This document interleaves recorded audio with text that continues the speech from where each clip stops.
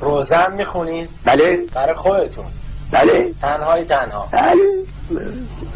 معمولا چه روزه‌ای میخونید؟ هر روزی که تو ذهنم بیاد میخونم.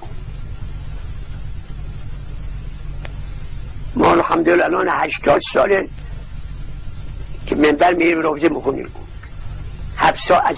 از 7 سالگی.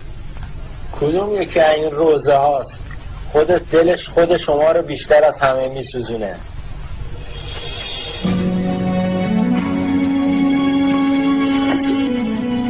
اسیری بیبی.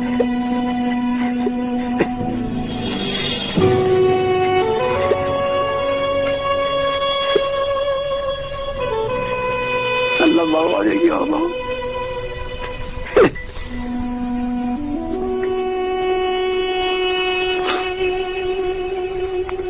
از مرحوم عاشق جعفر شوشتری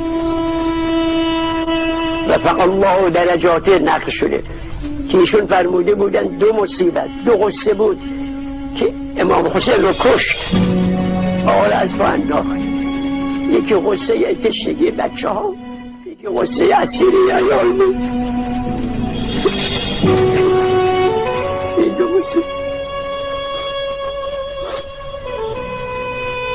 و این که آقا امام زمان ما ارواحنا فدا خون گریه میکنه مال همین اسیری عمشون حضرت زینبه. اینم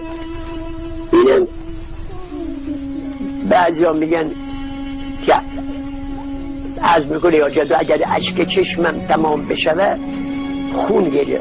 من میگم نه، امام زمان از اولش خون گریه میکنه، از اولش خونه.